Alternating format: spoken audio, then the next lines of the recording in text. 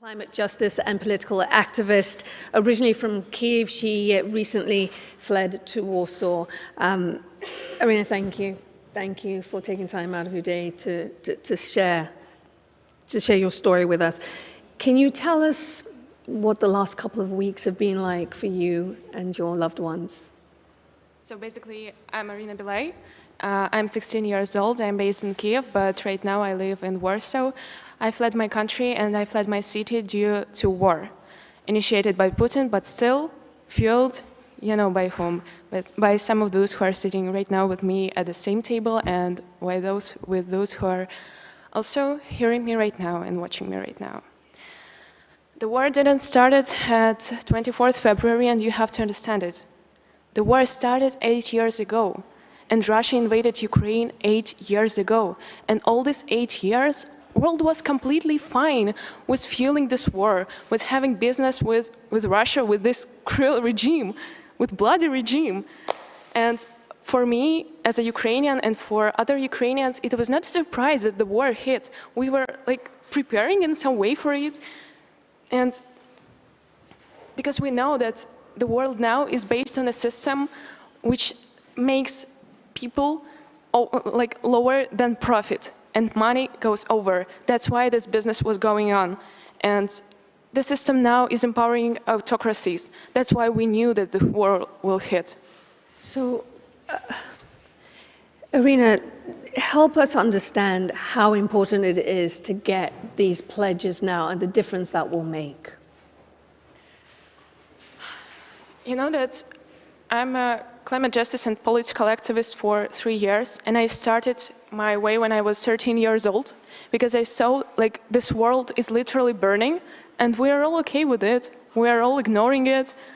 We are all doing or just ignoring or doing some fake actions, and we're not doing we're not trying to uproot this system. We're only trying to solve the consequences, and we're here now also about it.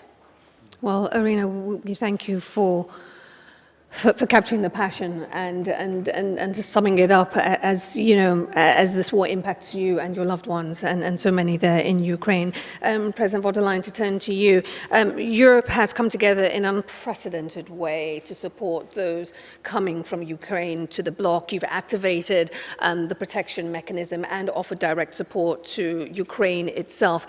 Can you tell us a little bit more about those efforts to date, as you stand in solidarity with Ukraine? Yes, indeed. I mean, there are 4 million people that fled Ukraine right now in the European Union, and there are 6.5 million people within Ukraine who fled the war, and they need help. They need help. They need urgently help. Here in the European Union, it means that we've immediately triggered the protection for them that gives them citizens' rights. So from day one on, access to schools, to housing, to health care, and of course to the labor market. But of course they need much, much more. They need support. The member states are doing an outstanding job. It's phenomenal. The NGOs are working on the ground. The communities, the local communities are outstanding in receiving the refugees. But as I said, more is needed, and any pledge will help a refugee here in the European Union, but also, and this is so important, any pledge will help a person that is internally displaced, so lost their home because of the bombing and shelling of Putin's army within Ukraine.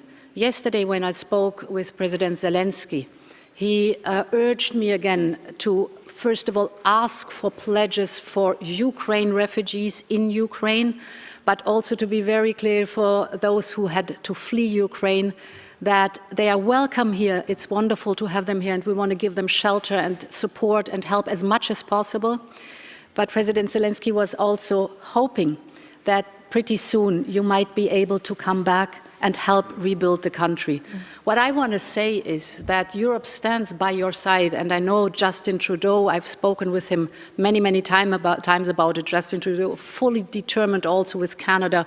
We stand by your side, be it now in the times of war, be it with the refugees, but most importantly, after this war has been won by Ukraine, for the time for reconstruction and rebuilding the country. So our motto is really Slava Ukraine. Героям слава. Thank you, Madam President. Prime Minister Trudeau, turning to you now, this crisis has once again shone a light on the unimaginable circumstances that women and girls find themselves in times of conflict. And this conflict is really, again, reminding us of the unique challenges that women and girls face in these moments: separation from their families, gender-based violence as a weapon of war. All of these things come into play. So let me ask you this: in your view, what interventions do we need right now to deal with this issue in the context of Ukraine, but more broadly, how do we tackle this issue of gender equities? Thank you so much. I mean, first and foremost, one of the things we've seen in so many different contexts over the past years, whether it's the climate crisis that I thank Arina for bringing up, whether it's the COVID crisis, or whether it's Vladimir Putin's illegal war in Ukraine, women and girls and the vulnerable get hit disproportionately hard, but are also a disproportionate level of the solution we need to bring forward. We need to make sure that looking at the horrors that are coming out of Bucha, the use not just of violence against civilians, but of sexual violence specifically against women as a way of trying to crush the Ukrainian spirit, the Ukrainian identity. We need to stand incredibly strong to make sure we're protecting women and girls in this. That's why Canada, not just in regards to Ukraine, but all around the world, has a feminist international assistance policy that recognizes that protecting women and girls is one of the best ways to support not just getting through a crisis, but also rebuild afterwards. That's where we need to lean in on preparing for the future.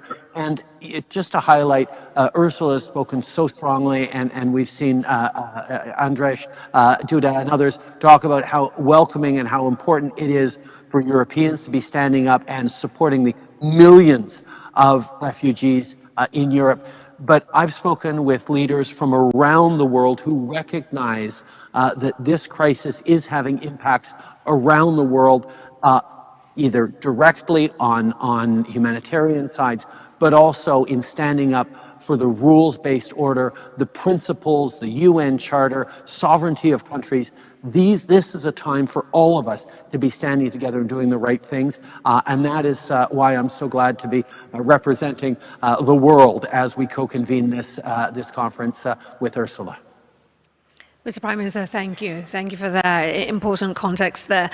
Hugh, following on from what Prime Minister Trudeau was just saying about gender inequity, we've also seen in this conflict in Ukraine, racial inequity come to the fore. In the early days of this crisis, as millions fled, thousands of international students also left Ukraine. Among them were thousands of Africans and Indians who were in Ukraine studying. And we all read and saw the images of the struggles that they face as they try to get out of that besieged country.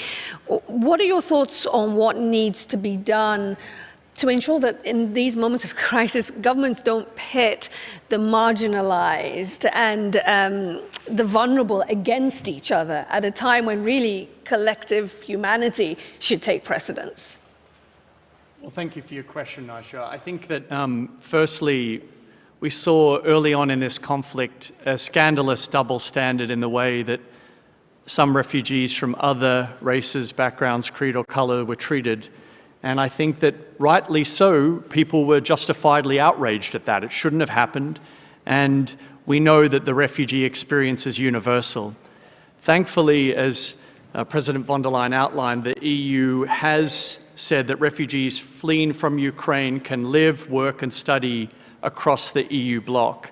And I think that Arina in her comments was touching on something really important. I started my activism journey when I was 14 years old in the Philippines, and I lived in India for a year when I was 15, and I saw in India that we need to address these issues systemically, not just as a result of charitable gestures. And so the rules that we're seeing apply here need to become the rule, not the exception to the rule for other refugee crises around the world. What we need to see is that moving forward, this becomes the standards for all of those who are fleeing war due to, say, violence or persecution or climate change, as you highlighted, irrespective of race, religion, creed, or color. And this worldwide refugee crisis from Yemen to Afghanistan is grossly underfunded. If you consider that in Yemen, they've received just $1 billion of the total $4 billion package requested, or in South Sudan, less than 10% of the total $1.2 billion needed. Now, what does this underfunding mean? It ultimately means that kids don't get access to school. There is chronic malnutrition that persists. And so we have to ultimately hold world leaders accountable to make sure they live up to their international obligations. I was saddened recently when the UK government decided to slash $5 billion from their foreign aid budget. It's not necessary. You know, we know that at the same time the UK government initiated an enormous bailout for people during COVID. It's time that refugees get that bailout.